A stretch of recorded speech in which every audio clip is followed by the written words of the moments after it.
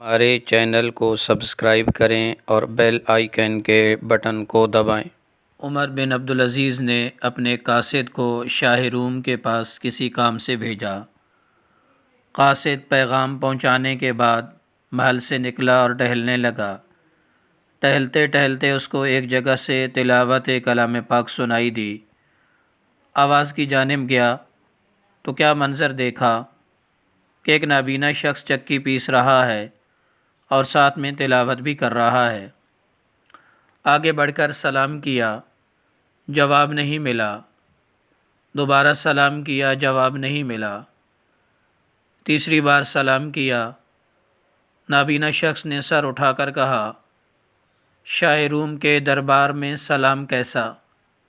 قاصد نے کہا، پہلے یہ بتا کہ شاہ روم کے دربار میں خدا کا کلام کیسے؟ اس نے بتایا کہ وہ یہاں کا مسلمان ہے۔ بادشاہ نے مجبور کیا کہ اسلام چھوڑ دے۔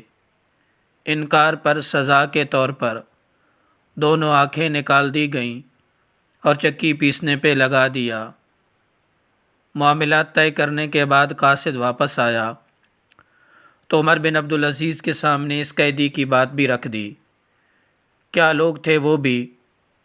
عمر بن عبدالعزیز نے کوئی مذمتی بیان جاری نہیں کیا، 5 یا 10 منٹ کی خاموشی اختیار کرنے کا حکم نہیں دیا، اجلاس نہیں بلایا، بلکہ کاغذ قلم لیا اور یہ تحریر شاہ روم کو لکھ بھیجی۔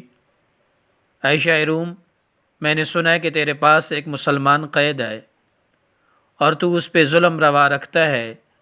میری یہ تحریر تیرے پاس پہنچنے کے بعد تو نے اس قیدی کی رہائی کا پروانہ جاری نہ کیا تو پھر ایسے لشکر جرار کا سامنا کرنا جس کا پہلا فر تیرے محل میں ہوگا اور آخری میرے دربار میں۔ سوال یہ ہے کہ ایک اسلامی مملکت کے سربراہ نے اتنا بڑا قدم کیوں اٹھایا؟ ایک شخص کے لیے جو اس کے ملک کا باشندہ بھی نہیں، اپنی سالمیت خطرے میں ڈال دی۔ پتہ ہے کیوں؟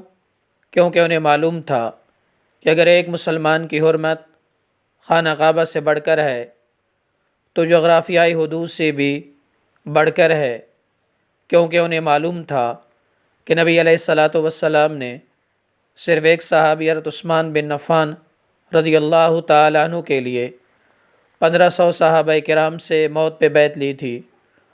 انہیں معلوم تھا کہ ہادی عالم یہ فرما گئے کہ تمام مسلمان ایک جسم کی مانند ہیں، ایک حصے پہ تکلیف ہوتی ہے تو تمام جسم تڑپتا ہے۔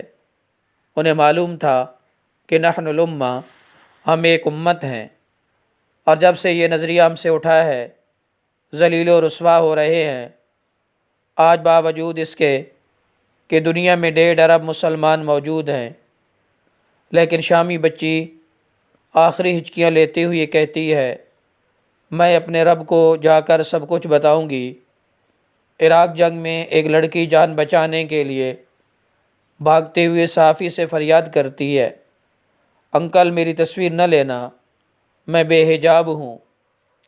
ایک فلسطینی بچہ بھوک کی شدت سے نڈال فریاد کر رہا ہے کہ اللہ مجھے جنت بھیج دے، مجھے بہت بھوک لگی ہے۔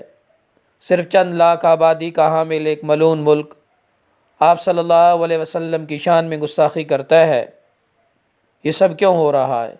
کیونکہ انہیں معلوم ہے کہ ہم میں سے کوئی پاکستانی ہے، کوئی ہندوستانی تو کوئی سعودی، کوئی اماراتی اور کوئی ملیشین۔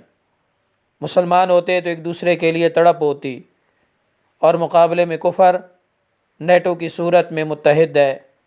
اور حد تو یہ ہے کہ اسلامی مملکت کے سربراہان کہتے ہیں ہم نیٹو کے فرنٹ لائن اتحادی ہیں۔ صرف عشق کی نہیں، ذلت کی بھی انتہا ہوتی ہے۔